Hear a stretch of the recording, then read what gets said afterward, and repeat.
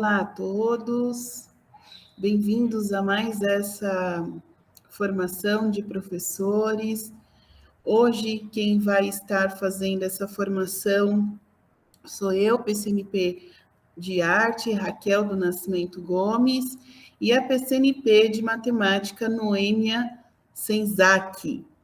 O nosso tema de apresentação, e exposição dessa formação, em que nós apresentaremos algumas metodologias, será de recepção de leitura e semiótica da formação de leitores.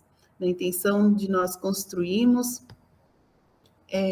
alguns projetos, práticas de ensino e aprendizagem dentro da sala de aula, em que estejam alinhados aos preceitos, às autorias, a bibliografia presente na BNCC e no currículo paulista.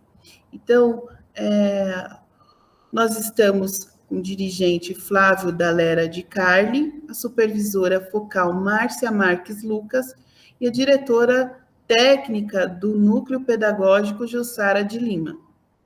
Para começar essa formação, nós vamos trazer um excerto de um escritor chamado José Saramago, escritor português, no qual ele diz sobre leitura. A leitura é, provavelmente, uma outra maneira de estar em um lugar. Então, pensando nesse excerto, que vem muito a contribuir com a nossa formação de hoje, nós podemos refletir, pensar, inferir que a leitura é uma possibilidade de nós estarmos em vários lugares, e esse lugar ele pode chegar até no sentido existencial, no sentido de conhecimento de si mesmo, de conhecimento do outro, conhecimento do mundo, conhecimento das coisas que existem. Então, pensando hoje, no público que nós temos dentro das salas de aula, dessa realidade contemporânea, nós começamos com uma problematização aos professores para que nós consigamos fazer essa trilha de hoje, dessa formação, que seria: a sociedade atual é composta por imagens, então todos nós compreendemos quando saímos nas ruas de onde nós moramos, quando pegamos um celular, quando estamos de frente à televisão, todos esses aparelhos midiáticos que nos cercam no nosso cotidiano, pensamos nesse contato direto com a imagem. Então, pensando sobre isso, a nossa problematização vem em cima dessa pergunta: será que os nossos estudantes têm o domínio da leitura estética e o domínio da leitura crítica, das imagens que circulam na sociedade? Então, refletindo um pouco sobre essa problemática, nós percebemos que vivemos numa sociedade que é uma sociedade que é composta por imagens, e aí nós refletimos: será que nós conseguimos ler essas imagens? Será que fazemos o bom uso crítico, estético dessas imagens, no sentido de compreensão crítica, no sentido de verificação estética, fruição? Então, pensando um pouco nisso, nessa problemática, que é uma problemática, inclusive, de políticas públicas, e aí vem a BNCC, o currículo paulista, trazer ferramentas para que nós trabalhemos em sala de aula, nós também podemos refletir na situação de que, quanto mais os alunos se apropriam de ferramentas de leitura, quanto mais se ensina a leitura, mais nós estamos afeitos a uma outra sociedade, uma sociedade em que todos nós somos participativos, como cidadãos. Então, pensando um pouquinho nisso, eu trago aqui essa imagem do autor Marco Melgrati, que reflete um pouco na sociedade que é narcisista, que reflete a si mesmo, e aí nós entramos um pouquinho, fazendo uma interligação, da comparação do excerto do José Saramago com essa imagem, nós podemos verificar que a leitura nos possibilita estar num lugar, mas nesse lugar que vai para além, né, do nosso, às vezes, narcisismo, que é incentivado, né, pelas mídias sociais, nós sabemos os Facebooks da vida, os Instagrams, todas essas redes sociais tão importantes, né, para a nossa comunicação, também fomenta em nós um lugar em que de um individualismo. E a leitura, ela possibilita esses outros lugares possíveis, né? Os lugares colaborativos, de coletivos, lugares em que se encontra a beleza, né? Numa obra de arte, numa produção artesanal. São várias possibilidades de leitura quando nós temos aguçada criticidade e nós saímos também desse lugar umbilical para um outro lugar que é a alteridade, né? Em que eu considero o discurso do outro e esse discurso também faz parte do que me compõe como ser humano.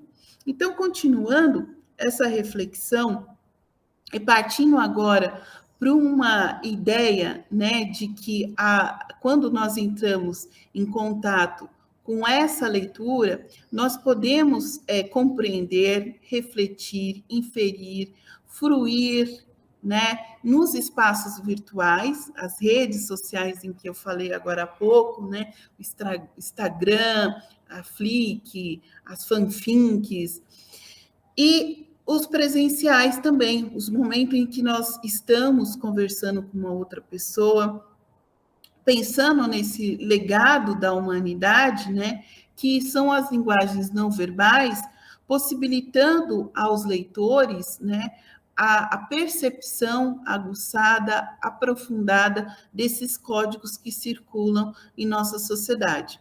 Então, nós estamos agora focando na linguagem não verbal, né? E essa linguagem não verbal, nós verificamos que elas possuem códigos. E esses códigos são passíveis de leitura, assim como nos traz a BNCC e o Currículo Paulista. Eu coloquei aqui como referência o currículo, a BNCC, porque o Currículo Paulista traz os pressupostos da BNCC. E aí vamos ver o que a BNCC diz. Leitura no contexto da BNCC é tomada em um sentido mais amplo. Olha só que interessante. Dizendo a respeito não somente ao texto escrito, mas também a imagens estáticas, como fotos, pintura, desenho, esquema, sabe, o mapa mental que nós costumamos trabalhar com os estudantes pensando nas metodologias ativas, é uma possibilidade. Gráfico, diagrama ou em movimento, como os filmes, os vídeos e ao som, que acompanha e co-significa em muitos gêneros digitais. Então, pensando aqui, nós saímos, né, da ideia de que o texto, a textualidade, né, que é possível de leitura, é somente o texto escrito. E nós entramos numa esfera de compreensão em que as imagens circulantes na nossa sociedade, né, comumente presentes na nossa vida, também são possibilidades de leitura. E aí, como que o professor ele pode, né, instigar os seus estudantes a trabalhar, a refletir, desenvolvendo, né, as habilidades e competências referentes à leitura? Primeiro, né, compreender que essa prática de linguagem, né, é uma interação ativa, né, em que o professor ele não vai trazer pronto já a leitura, mas vai partir de um pressuposto, de uma construção, mediando ali os conhecimentos, né, presentes no momento da sua prática de ensino, em que o leitor, o ouvinte, o espectador, né, vai ser uma presença extremamente importante na construção da leitura. Então, nós saímos da ideia de que o professor vai trazer pronto a leitura, né, um texto de imagem, um texto literário, e vamos partir para uma outra metodologia, a metodologia da recepção, em que as experiências estéticas dos estudantes são levadas em consideração.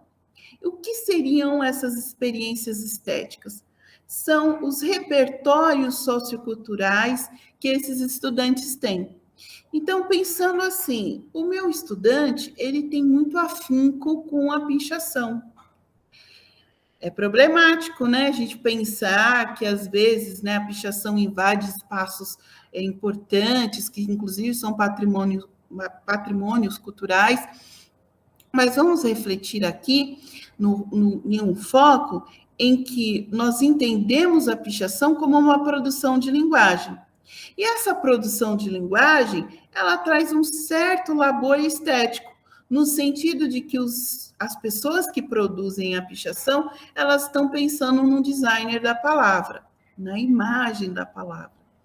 E aí nós podemos pensar nos repertórios, por exemplo, socioculturais dos grafiteiros, né, e da identificação desses estudantes com esse repertório. Todas essas linguagens, né, linguagens do mangá, dos desenhos japoneses, né, que os estudantes estão tão interligados, né, ligados de uma forma muito intrínseca, são repertórios culturais que estão presentes, né, no cotidiano contemporâneo dessa juventude e que pode ser utilizadas como um momento de engajamento do ensino e aprendizagem desses estudantes. E essas experiências estéticas do leitor, né, elas são autobiografias de leitura. E o professor pode, inclusive, trabalhar com essas autobiografias, possibilitando, né, níveis aprofundados de repertórios, né, trazendo inovações, outras formas e estilos, né? Vamos olhar para os gêmeos, né, que são grafiteiros que possibilitam, né, uma linguagem muito próxima das artes plásticas, o Cobra, outros que estão tão presentes, né, no cotidiano desses estudantes presentes nas ruas de São Paulo e que possibilitam, né, um repertório cultural, artístico, em que nós podemos utilizar no sentido mesmo de trabalho, de inovações. Mas só nesse mundo presencial? Não. Por exemplo, o Instagram, né, o Facebook, tem páginas, né, de museus, páginas de autores, né, artistas plásticos, que possibilitam o contato com uma arte que está trazendo inovações de cores, para formas, estilos diferentes, para que esses estudantes se apropriem de uma forma, né, estética e crítica dessas novas linguagens que estão permeando a nossa vida cotidianamente. Então, pensando, né, nesse foco, que é o deslocamento do professor, né, como mediador, o estudante como uma pessoa considerada, né, com repertório cultural para a construção de uma leitura, nós trazemos o Jaus, que vai trabalhar, né, que é o primeiro autor que trabalha com a recepção estética de leitura, e aí vai ter os seus desdobramentos com outros autores, mas é o nosso primeiro passo aqui, né, trazer esse autor fundamental, e aí os professores vão pesquisando, vão construindo novos significados, novos saberes. Então, vamos pensar aqui, né? O que o Jaus traz de tão importante? Ele traz o efeito estético e a recepção da obra, mas aí participando, né, o leitor como um co-significador muito importante na construção do significado da obra. Então, eu levo em consideração esses repertórios, né, os repertórios que esses estudantes trazem, as leituras que eles estão fazendo, né, sobre os acontecimentos, ou sobre um texto que o professor traga, no sentido de trazer esse juízo estético e ir construindo um repertório de obras artísticas que possibilitem, né, um aprofundamento maior da leitura, trazendo esse leitor para outros níveis de leitura, leituras mais aprofundadas, leituras que faz com que nós saímos do analfabetismo, né, e entramos em outra esfera, que é a esfera do conhecimento cultural que é perpetuado pela escola, né, que é validado, inclusive, socialmente por todos nós. E aí, continuando, né, a recepção estética da leitura, ela compreende em acompanhar as percepções dos estudantes sobre a obra apresentada. Então, estamos agora sistematizando, né, o que o Jaus propõe como método de leitura e de crítica das obras artísticas, níveis de leitura que permitem verificar o repertório do estudante artístico, cultural e o contexto de vida, bem como a sua autobiografia de leitor. E aí a questão da autonomia, né, o trabalho com protagonismo, entram de uma forma muito aprofundada quando nós encontramos nessas metodologias formas de atividade, formas de práticas de projetos que vão instigando e trazendo os estudantes como co-criadores, né, na participação da construção da leitura. Então, pensando nessa cocriação, nós encontramos aqui nesse texto não verbal, né, O Nascimento de Vênus, de Sandro Botticelli, e que nós observamos, né, um quadro muito conhecido já por nós, talvez por muitos estudantes também, em que nós temos uma narrativa mitológica, e essa narrativa mitológica foi pintada pelo Botticelli.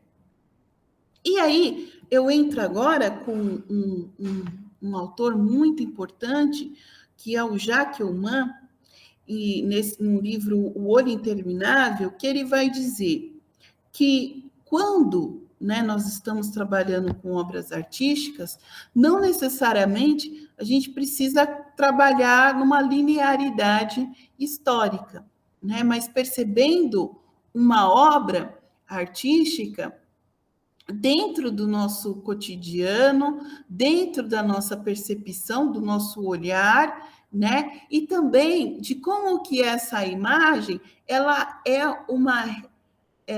uma releitura, ela possui elementos já de uma outra imagem, no sentido de que sempre uma imagem está retomando outra imagem.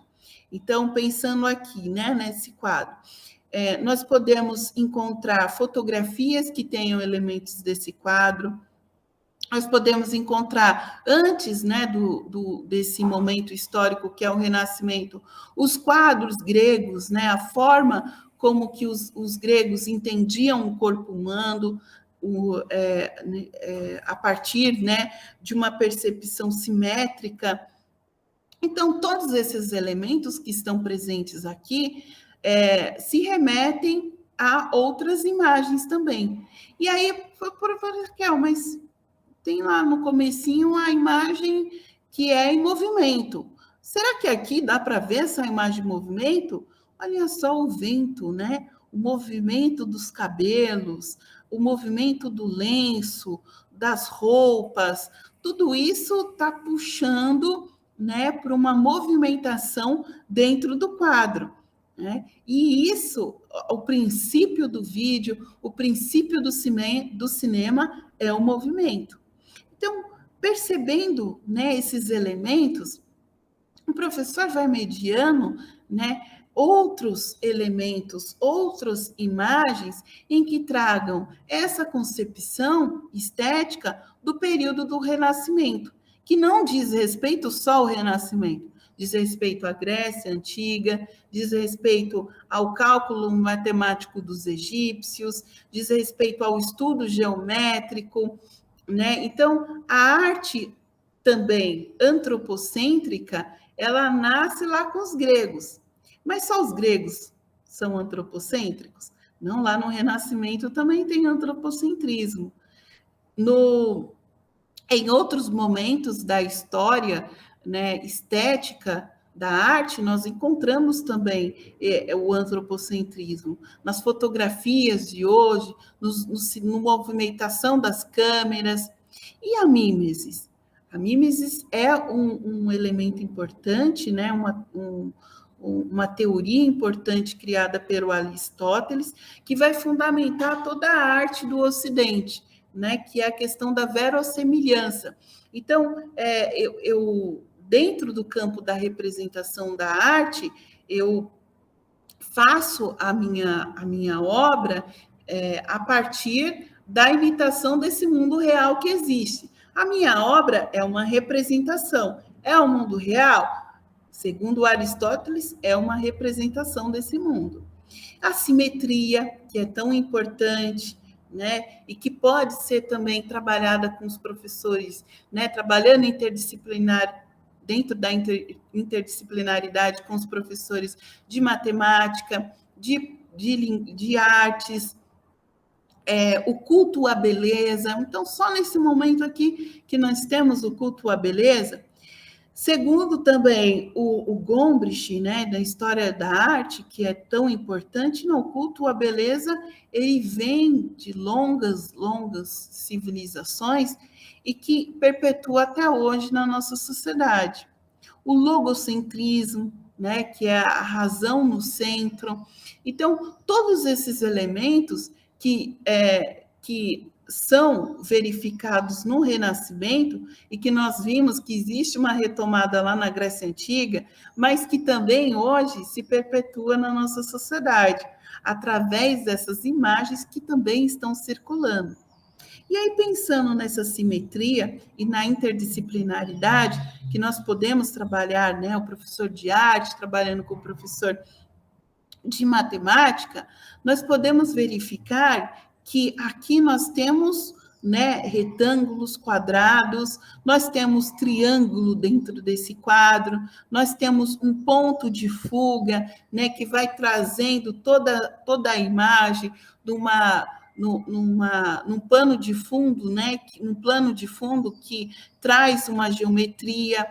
Então, esse quadro, Nascimento de Vênus, de Sandro Botticelli, ele pode ser trabalhado tanto em artes, olha só, nós estamos trabalhando com leitura, mas o professor de matemática também pode trabalhar com a leitura se o aluno começar a compreender, né, os fatores geométricos que nós temos aqui nesse quadro, nós estamos trazendo níveis de leitura mais aprofundados dentro de uma percepção de experiência estética. Então, o estudante ele está saindo lá, né, dos repertórios socioculturais que eles trazem, né, dos seus cotidianos, e está adentrando no universo de um conhecimento planejado, né, pelos professores e tendo experiências estéticas mais aprofundadas. E aí, como que eu posso trazer esses repertórios, né, dentro da minha prática de aula? Como que eu posso colher essas impressões? Para ir assim, né, ir mediando e aprofundando, trazendo outros níveis de leitura. Rodas de conversas formativas, em que os estudantes elencam o que estão vendo na obra, e aí o professor vai mediando, né, esse conhecimento, que vai perpetuar nessas rodas de encontros, produções descritivas, né, de escrita coletiva e apresentações que demonstram a visão que o estudante tem da obra, Nessas atividades, o docente ele tem o parâmetro de reconhecer a singularidade de cada estudante, né? Então, verificou-se quais são os níveis que esses estudantes têm, e aí nós estamos pensando no ensino fundamental dos anos iniciais, no ensino médio, transitando nos diversos repertórios que esses estudantes estão trazendo em sala de aula e os níveis de leitura que eles têm para identificar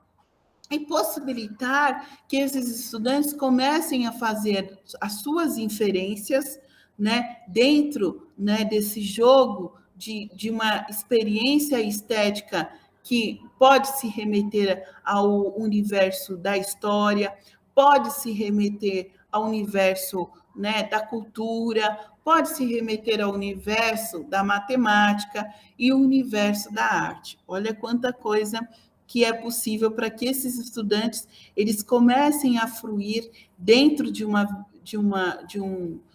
leitura mais aguçada sobre esses textos circulantes. E aí, pensando, né, nessa leitura que nós estamos fazendo, de uma possibilidade da leitura advinda de um momento histórico do passado, o Renascimento, verificando quais são as linguagens que estão trabalhando com esse repertório na atualidade, pensando nas experiências estéticas, né, dos estudantes. E aí eu trouxe esse outro mito, que é o nascimento de Vênus não é do Sandro Botticelli, é de uma outra, de uma autora muito importante, inclusive. E essa autora, ela vai trazer o nascimento de Vênus, né? A Harmonia Rosales, como um motivo de criação da sua obra. Então, ela faz a Harmonia Rosales, ela faz uma releitura, né, de obras que já existiram, que são consideradas como patrimônios culturais, né, da humanidade, e vai trazendo essa releitura para um outro lugar na contemporaneidade. E aí nós verificamos aqui, nesse quadro, né, representações, personagens, aliás, que estão vinculados ao nascimento de Oxum, né, que é um mito iorubá. E aí nós verificamos uma releitura lá do nascimento de Vênus. Nessa releitura, nós temos centralizado a figura de uma mulher negra que está nascendo. Do lado direito, aqui na minha perspectiva, tem uma outra divindade, né, que também tem outro mito, que é a Iemanjá, trazendo o lenço, né, trazendo possivelmente a primavera. Nós encontramos aqui o pavão, né, e outros dois personagens que estão presentes nas mitologias iorubás, que são os mensageiros, né? E aí nós vemos uma fauna, uma flora lá, né, atrás, trazendo uma outra territorialidade, um outro lugar. Nós vemos aqui embaixo, né, na parte de baixo da imagem, o mar, né, o mar que está revolto, todas essas percepções que eu estou tendo, né, sobre essa imagem. E aí o professor pode fazer essa atividade com os estudantes. Quais são as percepções? O que vocês estão vendo? E a partir daí fazer as construções de leitura, pensando nessa ideia, né, que o Roland Barthes traz, de que a imagem ela é polissêmica. Então, sempre estamos retomando outras imagens, como é o caso daqui, né? Nós percebemos aqui nessa imagem o nascimento de Vênus, que a Harmonia Rosales ela traz uma releitura, né, da imagem, o nascimento Vênus, do Botticelli. Então, pensando nessa polissemia, né, da leitura, nós percebemos, né, que temos escolhas feitas dentro desse olhar do leitor. E a partir dessas escolhas, olha as escolhas que eu fiz anteriormente, né? Eu elenquei aqui uma mulher negra no centro, uma leitura, uma percepção. Estou construindo junto com essa obra artística a própria obra. E é essa a esfera que nós trazemos como sugestão de metodologia de ensino e aprendizagem para a formação de leitores, pensando nessa polissemia da imagem. Então, esse texto aqui da Oxum se remete a outro texto, mas possibilitando outras esferas de leituras. E quais são essas outras esferas de leituras possíveis? Não são as certas, mas as possíveis na elaboração da construção dessa imagem. Seria, os estudantes verbalizam, né, as impressões visuais diferentes que encontram nas obras plásticas. Então, é aquela coisa, vamos escutar quais são as experiências, as biografias, autobiografias de leitor que eles têm. As falas de leitura são consideradas, né, a partir desse repertório sociocultural. A formação se dar-se de maneira dialógica. Então, quando nós utilizamos essa forma, né, o que o outro diz de uma forma de alteridade, nós consideramos também, né, na construção dessa leitura, para que nós tenhamos, né, cada vez mais leituras da linguagem não verbal elaboradas no sentido crítico e estético, né? Então, quando nós pensamos nessa possibilidade da construção, né, de recepção de leitura estética e crítica, dentro dessa contextualização artística na atualidade, existe a possibilidade, né, da construção de conhecimento sobre a arte contemporânea.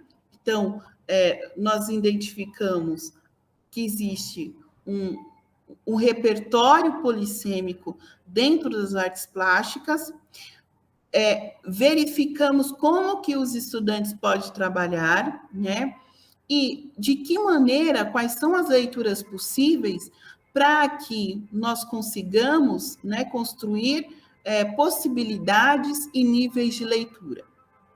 Então, uma delas é a construção de conhecimento diante dessa arte que circula na sociedade.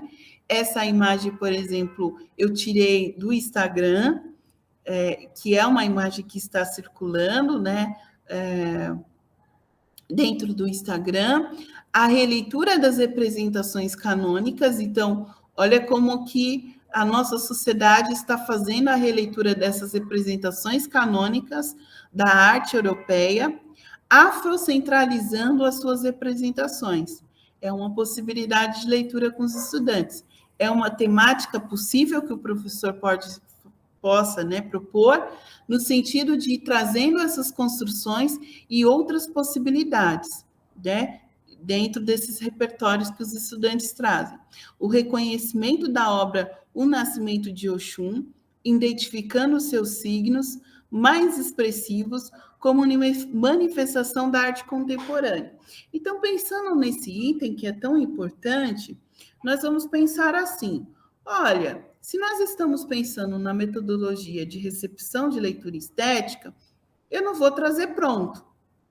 Eu vou trabalhar com o protagonismo dos estudantes e elencar junto a eles quais são os signos mais expressivos dessa manifestação da arte contemporânea. O que eles estão entendendo como expressividade maior dentro dessas duas obras artísticas. E o outro item, a reivindicação e contestação artística sobre o eurocentrismo artístico.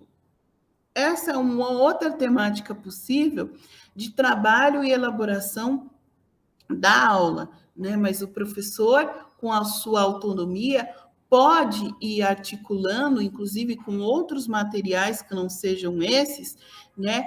Pensando na metodologia, outras formas de prática de ensino e aprendizagem dessa obra.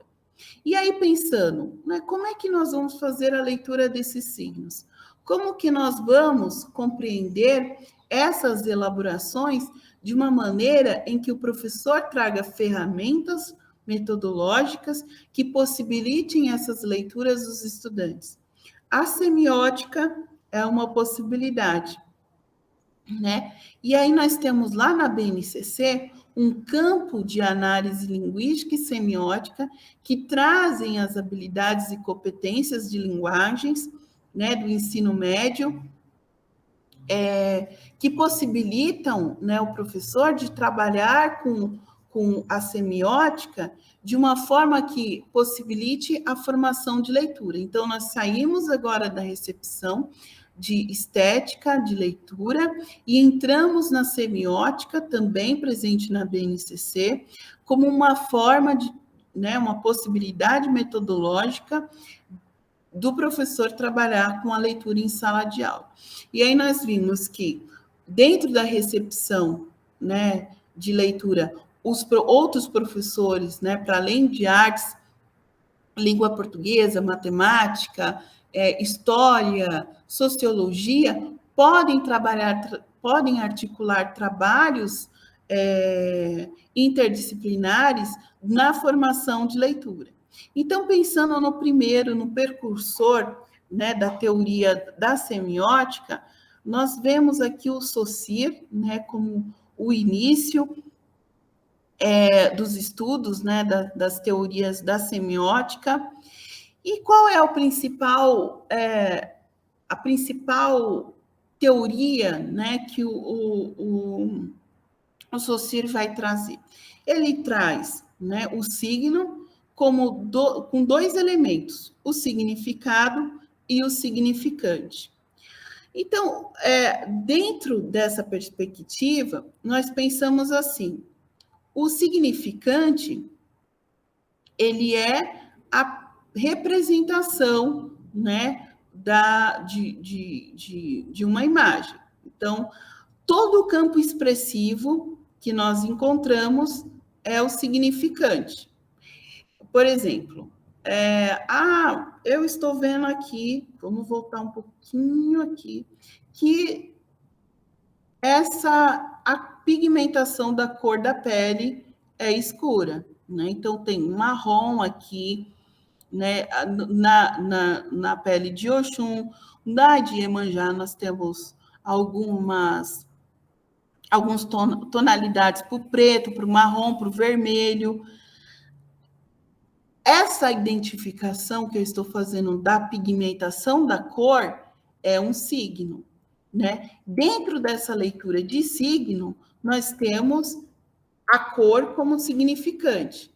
E aí entra todo o nosso trabalho de leitura, que é o professor mediano para que o estudante chegue ao significado. Porque não é arbitrário, né? Segundo o Saussure, os falantes vão construindo essa relação entre o significante e o significado. E aí, para fundamentar ainda mais a nossa formação, eu trouxe o sistema semiótico de Greimas, que é um sistema uma referência bibliográfica, né, do professor Antônio Vicente Pietroforte, que está presente nas formações da IFAP e está presente também no currículo paulista. Então, o que ele vai dizer? Dentro do que eu já expliquei, o domínio da expressão, o significante, nós já estamos entendendo o que é. Então, no plano da expressão, eu vou olhar os contornos, a linha, a pigmentação da cor. Aí essa pigmentação aqui da cor está mudando, né?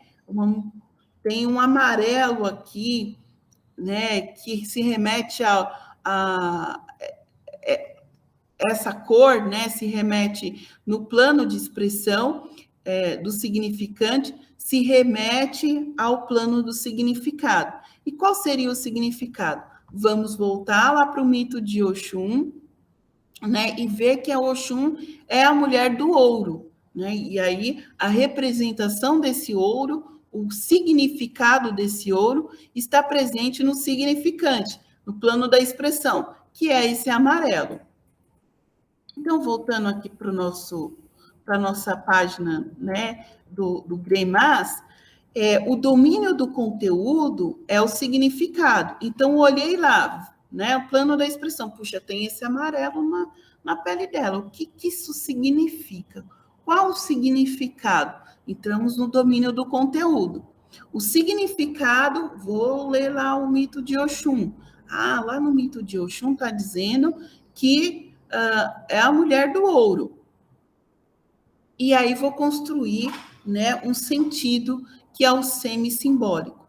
Esse sentido semissimbólico é a leitura, é o significado que nós vamos dar, né, o conteúdo que nós vamos dar para essa relação, né, a análise que nós vamos fazer entre o domínio da expressão significante e o domínio do conteúdo significado. Então, vamos ver aqui de que maneira que isso dá, olha lá. O significado aparece como conteúdo, sentido e efeito semântico, né?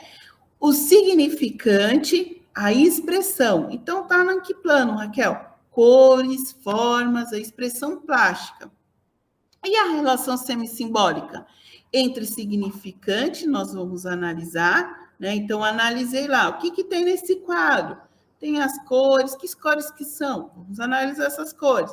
Quais são as formas? Que expressão plástica nós temos aqui? E observando essas expressões, né, do significante, nós vamos olhar quais são os significados, né, no plano semântico possíveis para essa leitura, né, dos textos não verbais. Então, fazendo um pouco uma proposta de atividade para que a gente exerça, né, essa teoria, eu trouxe aqui ainda do livro do professor Antônio Pietroforte, é um professor da USP, A Semiótica Visual, os Percursos do Leitor, que é o livro, né? Quando ele vai dizer sobre o texto sincrético no gênero textual cartaz. E aí ele utiliza a análise, né, de um cartaz que foi publicado na revista Veja, no dia 20 de novembro de 1968, na capa 11. Né? E aí nós vemos aqui na imagem, né, o Marighella, importante figura, né, dos anos 60, no período da ditadura militar, e embaixo nós encontramos um trecho, né, uma oração escrita, procura-se Marighella. E aí, o que seria, Raquel, esse texto sincrético?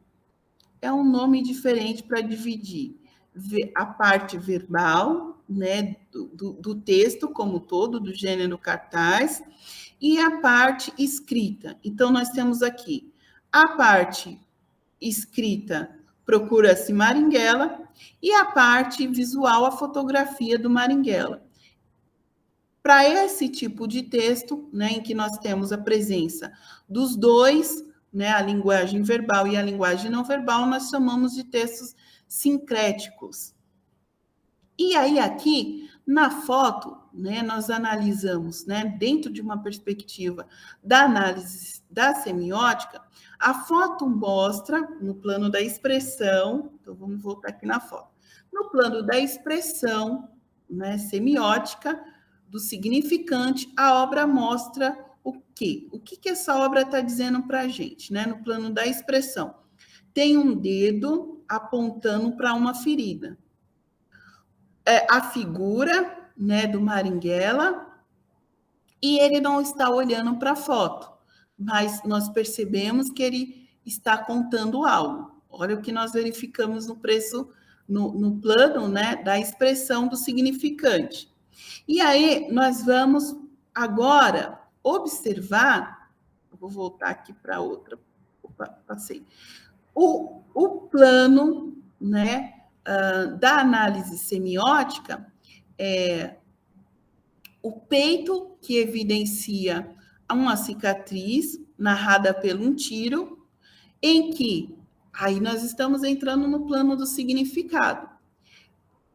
O Marighella foi alvo no cinema, né, no momento da ditadura militar.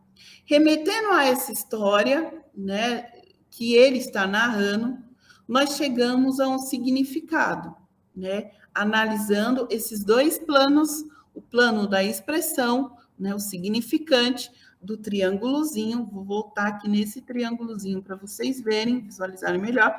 Então, aqui, ó, o domínio da expressão significante, né, nós estamos vendo uma ponta, um dedo apontado para uma ferida, e do plano do significado, a história que o Marighella está narrando na fotografia, que foi o momento que ele levou um tiro no cinema. E aí, qual que é o efeito disso? Né? Nós temos uma narrativa de opressão, né, versus a liberdade. Então, a figura, né, da ferida mostra representa uma opressão, a narrativa em que da figura do Marighella representa a liberdade. E quando nós vamos pensar na intertextualidade de língua portuguesa, aí nós vamos olhar para a linguagem verbal. E aí nós observamos, olha só, procura-se Marighella. Nós temos uma voz passiva sintética, né, na análise sintática. E aí esse C, ele está trazendo, né, como elemento da voz passiva, o pronome apassivador. E esse pronome apassivador, nós sabemos que ele traz uma certa impessoalidade desse sujeito que está presente, o Marighella. E qual que é o efeito disso, de sentido? Né? O efeito é que esses recursos sintáticos da voz passiva sintática, peraí, ficou difícil. Qual é esse recurso? É o C, é o pronome. Esse pronome apassivador, ele está trazendo uma impessoalidade para essa construção, né, da oração, para que não se justifique os motivos pelos quais se procura o Marighella. Então, trazendo essa leitura, né, essa possibilidade de prática de ensino e aprendizagem dentro da sala de aula, o professor ele media, né, a partir dessa leitura semiótica, trazendo de forma detalhada cada elemento que está presente, por exemplo, dentro do gênero cartaz, fazendo com que esse aluno ele também, né, entre em outros níveis de leitura tão importantes para que o exercício desse aluno para a vida, né, dentro do seu contexto universitário, se for esse o projeto de vida dele, dentro do contexto do mundo do trabalho, se for esse o projeto de vida, enfim, dentro, né, das possibilidades, né, da existência humana, né, de uma sociedade em que se verifica como uma sociedade, né, de leitores, uma sociedade que circula as letras, as linguagens não verbais, as linguagens verbais, no sentido de que se instrumentalize, né, e se aproprie desse mundo. Mas, para além disso, também existe a possibilidade, né, desse efeito de leitura na vida dos estudantes, eles participarem, né, de maneira crítica, proativa, né, fazendo as suas leituras estéticas e colaborativas desse mundo, né, em que ele vive, dentro das escolhas que ele fizer, e também, né, do eixo condutor que foi esse momento formativo que nós tivemos agora, da alteridade da compreensão de si, né, e nós saímos do narcisismo tão fecundado, né, nas mídias sociais, no mundo que nós vivemos hoje, na alteridade com o outro, né, saindo da possibilidade de criar novos encontros, novas leituras, novos modos de existir, né? E aí é que entra escutativa, entra vários elementos, né, socioemocionais que são tão importantes na atualidade e com o mundo também. Então, possibilitar a leitura é dar acessibilidade dentro de uma perspectiva, né, de políticas públicas como um direito de todos, né, na participação e no exercício efetivo da sociedade em que nós vivemos, como vai dizer o Chartier, mas também entra dentro dessa possibilidade de trabalho com socioemocional. Bom, eu fico por aqui, agora obrigada a todos pela atenção, e vocês prosseguem agora com a professora a PCNP de Matemática, Noêmia, ainda trabalhando com a percepção de semiótica, uma metodologia importante para o desenvolvimento dos leitores, dos nossos estudantes. Um abraço a todos e até mais. Olá! Dando continuidade, nós vamos agora falar da representação semiótica no ensino de matemática. Eu sou a PCNP de Matemática Noêmia Senzak e vamos tratar desse tema, a qual nós estamos trabalhando com a parte de arte linguística e matemática. Agora falando sobre a semiótica ou a semiose. Um dos maiores estudiosos, ou pai, né, dessa teoria, seria Charles Peirce, que ele fala o quê? Da semiótica e do comportamento humano. O que, na verdade, é a semiótica de Peirce? Segundo a palavra grega, semiótica significa semiótica, arte dos sinais ou imagens. É a ciência dos signos e da semiose. Quando a gente fala de ciência de signos, na área da linguística, na área de humanas, nós trabalhamos com letras, imagens, figuras, como já foi representado anteriormente. Agora, na matemática, esses signos e imagens também existem. E quais são eles? Os signos são os números, as simbologias, os jogos de sinais, as expressões matemáticas, os gráficos, tabelas, esquemas, diagramas, e elas são representações dentro da semiótica. Ou melhor, o que então significa semiose? Semiose significa processo de significação e produção de significados. Então, é preciso que tenha um significado e um significante. Nós vamos dar um exemplo mais na frente com um desenho de uma mesa, né? Então, esse processo de produção de significado, ele tem que ser capaz de produzir e gerar um signo, partindo da premissa de que há uma relação recíproca entre o significado e o significante. Então, desta forma, esse estudo ele partiu desse teórico e também do suíço Ferdinand Saussure. Agora, nós vamos nos aprofundar um pouquinho, quando eu falo aprofundar também é de uma maneira simplista, sobre a teoria de outro estudioso da semiose, da representação semiótica, que é Raymond Duval. Ele fala do signo e da representação, que há uma linha divisória cognitiva entre o entendimento do signo e da representação matemática. A noção do signo ele começou a emergir quando a expressão verbal, que significa qualquer coisa ou algo, ou a coisa, ou mais exatamente pela forma que uma expressão verbal comunica qualquer coisa a alguém. Ou seja, existe uma distância entre o que significa, ou significante, perdão, e o significado, que remete à dualidade de toda essa expressão verbal como produção intencional, como mostra este desenho abaixo. Comparando as duas teorias, mas sempre pensando no significado de semiótica, a semiótica peirciana apoia-se no esquema triádico, ou seja, signo, objeto, interpretante. Ao lado nós temos uma figura onde temos o significado do sapo. Quem é o signo? O signo, nesse caso, é a imagem acústica que traz um significante sapo, escrito com as 4 letras S-A-P-O. O conceito e o significado é imagem, segundo Peirce. Agora, em relação à semiologia de Saussure, ele vê o signo de forma dual. No caso, somente o significante, que é o quê? O som. o som da palavra mesa, M-S-A, ou mesa, que traz dentro dessa linguística uma acústica e o significado da imagem, que é o desenho da mesa. Então, apesar de serem diferentes, eles acabam... As teorias de Peirce e de Saussure, elas, apesar de serem um pouco diferentes, elas têm dentro da teoria algo em comum, que elas acabam conversando entre si. Agora, falando um pouco do Raymond Duval sobre representação semiótica. Raymond Duval, ele assume que o objeto matemático, agora dentro desse contexto da representação semiótica, que tem o quê? O foco na matemática.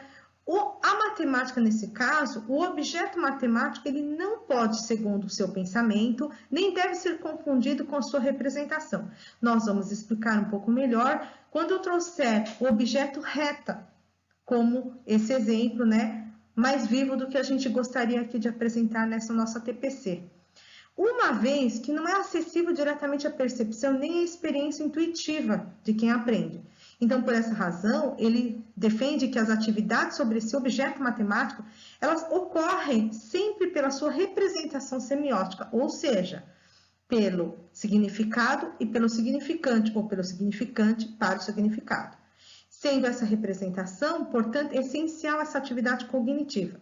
Raymond Duval, ele é um psicólogo, mas estudioso matemático. E ele defende essa representação semiótica como sendo algo inerente ao processo de entendimento da matemática.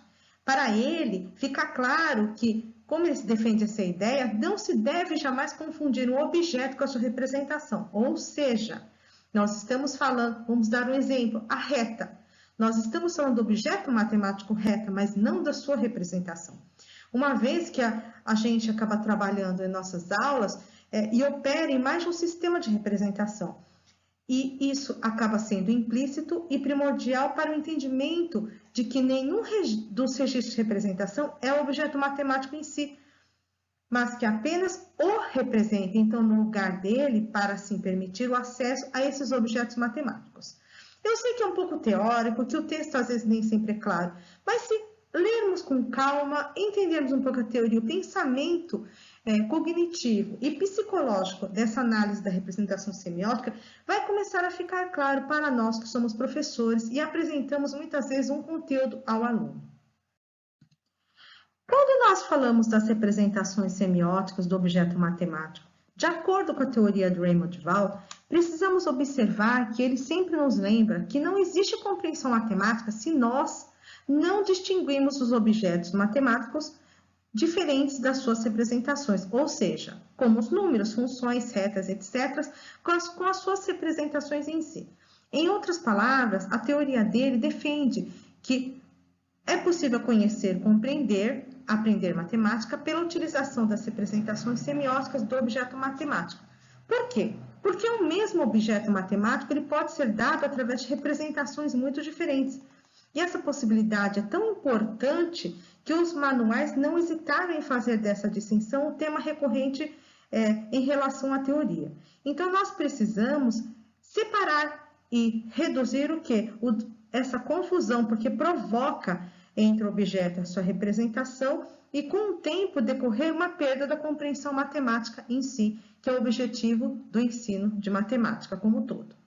Vamos ver se a gente consegue materializar ou representar isso através desse exemplo. O objeto matemático aqui é a reta. Vocês podem perceber que o desenho de uma reta ele pode ser representado aqui do lado esquerdo da nossa tela com os diferentes tipos de representação dele mesmo. Então, existem retas concorrentes, perpendiculares, paralelas, transversais, etc.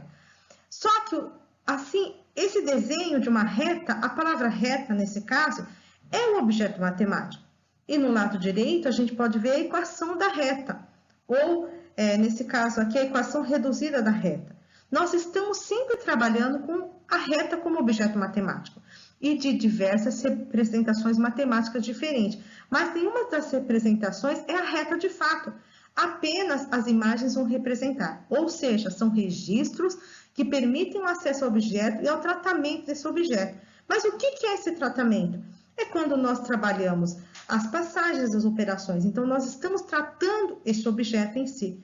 Então, essa relação cognitiva que a teoria de Raymond Duval defende, que é preciso entendermos o que é representação e diferenciá-la do objeto matemático. E quando nós estamos falando de registro de representação matemática, é preciso ter muito claro que cada registro ela apresenta uma certa limitação, né, representativa. E aí o que acontece?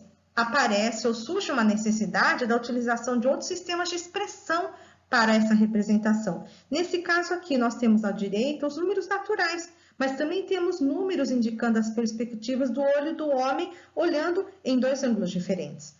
Então, ela tem uma limitação. Além da linguagem natural e das imagens, como sistema de escrita, nós trabalhamos com os números, com notações simbólicas para os objetos, escritas algébricas, escritas lógicas, figuras geométricas, representações perspectivas, entre outros. Quando nós falamos de número, o número ele pode ser entendido de diversas maneiras, tais como o número ele pode ser um ordinal, ele pode ser um cardinal, o número pode ser sequencial. Então, nós estamos trabalhando com objeto, só que com diversas representações diferentes. Entendendo, então, esse conceito teórico, nós precisamos compreender que há diversidade de possibilidades para representar o objeto matemático de forma conceitual. Então, Duval nos traz as noções desse tratamento e dessa conversão com operações cognitivas diretamente envolvidas no processo da apreensão do conhecimento, ou, em outras palavras, do conhecimento que o aluno traz, o conhecimento prévio que ele já tem. Em outras palavras, na construção desses conceitos. O que, nesse caso, nós queremos observar em relação ao tratamento de uma representação? O tratamento ele se refere à operação dentro de um mesmo registro. Então, observe, eu tenho aqui uma equação, 2x igual a 8. Em um dado momento, nós fazemos um tratamento, né, para que nós consigamos chegar ao resultado x igual a 4. Esta representação matemática, ela sofre um tratamento. Ou seja, nós utilizamos muitas vezes no nosso ensino a linguagem passa para lá, passa para cá. 2x igual a 8, coloca x em evidência. Mas, na verdade, se olharmos, nós realizamos um tratamento ao qual colocamos no denominador e no numerador um número em comum. E dessa forma, nós fazemos o quê? Operações matemáticas, na qual eu tenho o resultado x igual a 4. Então, nesse exemplo, resolvemos uma equação de primeiro grau para encontrar o valor numérico dessa incógnita, que é o x. Esse é um tratamento de uma representação. Só que nós temos uma equação aqui de primeiro grau com tratamento com poucas passagens e uma representação dentro dela, mas uma mesma expressão matemática, por exemplo, de grau 2, ela pode ter o quê? Um tratamento diferente dentro dessa sua representação, várias outras passagens. Vou usar o termo passagem, que é o termo mais usual entre nós, né? Mas, nesse caso, o termo correto seria o tratamento que é dado ao objeto matemático. Agora, vamos falar da representação, tratamento e conversão. Estamos falando da representação semiótica. Então, a conversão de uma representação, ela se refere às operações onde esse registro inicial é transformado em outro registro. Então, essa conversão é a mudança desse registro. Por essa razão, é dita como uma transformação externa, que sofre uma mudança interna para externa. Por exemplo, ao utilizarmos um gráfico para representar a equação x² mais 4x mais 5, ela vai mudar a nossa representação em cima de x, da equação x² mais 4x mais 5, ela vai modificar a imagem gráfica. E então, estamos realizando uma conversão do registro dado na linguagem algébrica para o registro da linguagem gráfica. Dessa forma, a representação da equação x elevado ao quadrado mais 4x mais 5, ela sofre um tratamento, né? Embaixo um tratamento x, entre parênteses, com uma distributiva x mais 4 mais 5. Nesse momento, ela sofre um tratamento e a conversão gráfica, que está à sua direita, ela é representada de uma outra forma. Então, nós temos a representação da equação, o tratamento dessa equação e a conversão gráfica. Para tentar deixar mais claro o que é tratamento e registro, a conversão, eu acredito que ficou mais claro porque nós mudamos, na verdade, esse registro e mudamos do registro algébrico para o gráfico. Assim como nós podemos representar uma fração e um desenho. Então, nesse caso, Aqui eu estou trazendo tratamento registro. X mais 3 igual a 7. Eu faço um tratamento x igual a 7 menos 3. Isso é um tratamento, pois não mudei o registro algébrico. O registro, nesse caso, é o mesmo registro dentro da semiose. 1 sobre 2 é igual a 0,5, é o mesmo registro. E o cálculo realizado teve um tratamento. Para a mudança desse registro do algébrico para o geométrico, podemos representar aqui embaixo, por exemplo, 1 sobre 2, que seria igual a 0,5. Nesse caso, eu transformei ou dei um tratamento para meio, que ele é representado por 0,5 numa conversão. E nós podemos representar monetariamente por 0,50, que na verdade é uma conversão sim. Ou meio, que é igual ao quê? A imagem à direita, que é a metade de um inteiro. Então, tratamento, registro e conversão, eles trabalham juntos, mas nem sempre nós fazemos conversões. Nós trabalhamos, às vezes, em sua grande maior parte, dentro do tratamento e no mesmo registro. Quando pensamos na importância de interpretar os registros, nós podemos iniciar aqui com o conceito numérico. O conceito numérico, desde os anos iniciais até o ensino médio, o número em si, ele precisa ser interpretado dentro de um registro numérico correspondente à habilidade essencial que o aluno está correspondendo naquele momento, ano ou série. Então, é preciso que a gente tenha esse entendimento como exemplo do que é um conceito numérico, o que é um censo numérico. Então, vamos a alguns exemplos. Aqui nesse caso, o objeto matemático que nós estamos tratando é o número. Porque aqui nesse caso foi colocado um exemplo de uma combinação de roupas, aleatoriamente uma calça preta, outra calça branca e 3 camisetas de cores distintas. Então, de quais maneiras é possível colocar, por exemplo, um chapéu, um acessório, que você consiga fazer diversas combinações? Aqui nós temos o quê? Um número, através do censo numérico, por uma imagem. E a contagem nesse processo de construção do censo numérico, ela passa a fazer parte da construção do ensino de matemática. E a contagem do número, ela faz o quê? O que ela nos diz enquanto número? Ela pode ser representada através de um registro de conjuntos. Ao contar o conjunto de objetos, a última palavra na sequência de contagem, ela pode ser nomeada com a quantidade para aquele conjunto. Os números, nesse caso, eles podem ser relacionados entre si por uma variedade de relações numéricas. Nesse caso, eu tenho uma representação visual através de um desenho do lado esquerdo, mas esse conceito numérico, ela pode estar ligada diretamente ao universo do estudante e ela é representada de diversas formas diferentes, sofrendo um tratamento ao decorrer de cada tarefa e conversões, caso seja necessário nessa representação. A aplicação dessas relações numéricas ao mundo real é que faz com que esse signo dentro da semiótica, ela faça sentido. Nesse caso, ele marca o início de dar significado ao mundo de um modo matemático.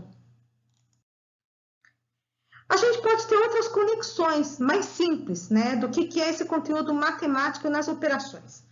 Como, por exemplo, contar para frente, 1, 2, 3, 4, 5, 6. Ou contar para trás, do 6, 5, 4, 3, 2, 1. Parece muito assim, trivial para nós que somos professores. Mas se pararmos para pensar que a representação numérica do adicionar a contagem numérica 1 mais 1, 2, 2 mais 1, 3, 3 mais 1, 4, ela pode sofrer várias representações e tratamentos diferentes. E também uma conversão através do quê? De imagens, de gráficos ou de figuras imagéticas que vocês podem estar trabalhando. Aí nesse processo numérico, nós estamos falando de contagem simples, de unidades adicionadas de 1 a 1. Mas paramos para pensar em um conteúdo mais específico do ensino médio, nós podemos trabalhar com o arranjo probabilístico, com n multiplicado por n menos 1, ou n elevado ao quadrado mais 1. E aí, a expressão algébrica, a representação algébrica, ela vai fazer sentido dentro dessa conexão do contar para frente ou contar para trás, que é n menos 1. Bom, então Então, essas conexões de conteúdos matemáticos operatórios, eles podem fazer representações diferentes de acordo com o ano e série que o aluno está inserido. Então, a gente está trabalhando aqui com a ideia de formar e contar grupos de objetos, pessoas, coisas, figuras e imagem. Então, a semiótica, ela entra no processo de entendimento dessas imagens, das representações que elas vão ocorrendo e dos tratamentos matemáticos que nós damos a cada um dos objetos e suas representações e também dessas relações com as conversões matemáticas. Então, é preciso ter muito claro que um único objeto matemático ele pode ter diversos registros de representação. Ele sofre tratamentos ao decorrer do desenvolvimento de um exercício e as conversões são relacionadas quando nós realizamos um tratamento dentro de um registro algébrico, por exemplo, para o registro gráfico, do registro gráfico para o registro geométrico. Gente, não é nessa sequência, ela pode ter pulos, né? Então, a gente pode fazer representações e conversões diferentes. Nós podemos sair do modo algébrico para o modo geométrico. Não há uma regra, mas sim condições de ensino e aprendizagem facilitem o aprendizado do nosso aluno. Ainda pensando nas conexões do conteúdo matemático nas operações, o estudante no seu nível inicial de aprendizagem, ele vai aprender a fazer comparações. E essas comparações fazem conexões com outros conteúdos matemáticos. E nesse caso, a gente trouxe a ideia e a noção de medida, comprimento, altura, tamanho ou peso. E esse processo de entendimento do que é medida, junto com a operação matemática, ela desenvolve a contagem e comparação significativa dentro do processo de entender matemática. Quando o estudante passa a comparar tamanhos, pesos, equivalências, unidades de medida diferenciadas, calcular a medida da área, calcular a medida de um perímetro, calcular a capacidade do volume de uma garrafa, ele começa a fazer comparações e relações que o processo de contagem e a comparação se torna significativa, além do que, se for possível, esses exercícios, essas atividades, sequências didáticas, elas são aplicadas de uma forma que conecte esse aprendizado com as relações de vida desse aluno. Um livro muito interessante que a gente sugere nessa nossa formação é o livro da Constance Camille. Ela é uma estudiosa, pesquisadora, né, de origem japonesa, mas americana, e ela trouxe um livro chamado A Criança e o Número, onde, nessa leitura dessa pesquisa, ela representa muito bem as diferenças de entendimento do número através da construção do conhecimento matemático nos anos iniciais. Apesar de a gente ter um público-alvo aqui da nossa formação para os professores de ensino fundamental e médio, não significa que esse livro seja descaracterizado por nosso segmento. Aliás, pelo contrário, é muito interessante entender como que a criança aprende o número. Ele entende a numeracidade, ele entende o processo de contagem. E através dessa correlação, nós, professores, podemos também compreender melhor como se constrói o conceito numérico e o senso numérico universal. Então, as conexões do mundo em relação ao habitat ou ao meio, que a gente fala, além da semiose, o meio, né, que a criança está, ela faz parte do quê? Das comparações do mundo real. Então, essas relações são bem interessantes e é uma sugestão de leitura caso o nosso professor deseje explorar mais essas pesquisas e compreender por que as dificuldades do senso numérico, eles são ainda inerentes, inclusive até no ensino médio e transpassa a graduação. Estamos quase finalizando nossa formação, né, nosso encontro, e é interessante nós relacionarmos também as representações semióticas no universo do valor posicional e do cálculo numérico. Mas, poxa, às vezes meu público-alvo não entende o que é um cálculo numérico. Entende. Tudo que se relaciona, professor, ao cálculo são as operações do valor posicional. Então, esse entendimento numérico, esse senso numérico desenvolvido no aluno, se ele é bem representado e as representações têm um tratamento correto, essa fluência mental matemática ela se desenvolve. E aí vocês vão me falar, mas o que o pensamento computacional tem a ver com essa TPC? Tem muita coisa.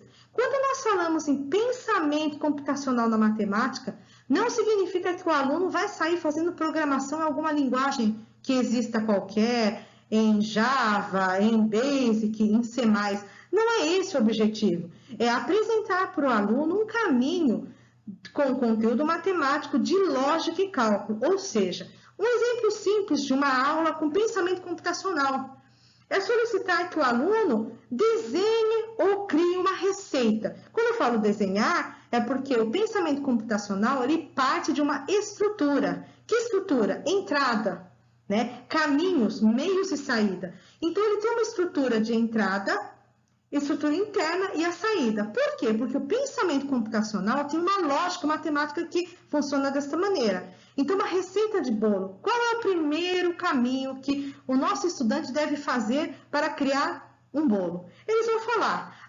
farinha. Outros vão responder, minha mãe. Outros vão dizer, pacotinho de bolo pronto. O caminho é individual. Mas, de qualquer maneira, se você, como professor, solicitar que ele escreva como se faz um bolo caseiro, você vai conseguir sim desenvolver um pensamento computacional e com um conteúdo matemático muito relevante. Então, existem escritas através de diagramas, esquemas que estabelecem esse pensamento. E muitas vezes nós achamos que a parte de pensamento computacional é só programação, e não é.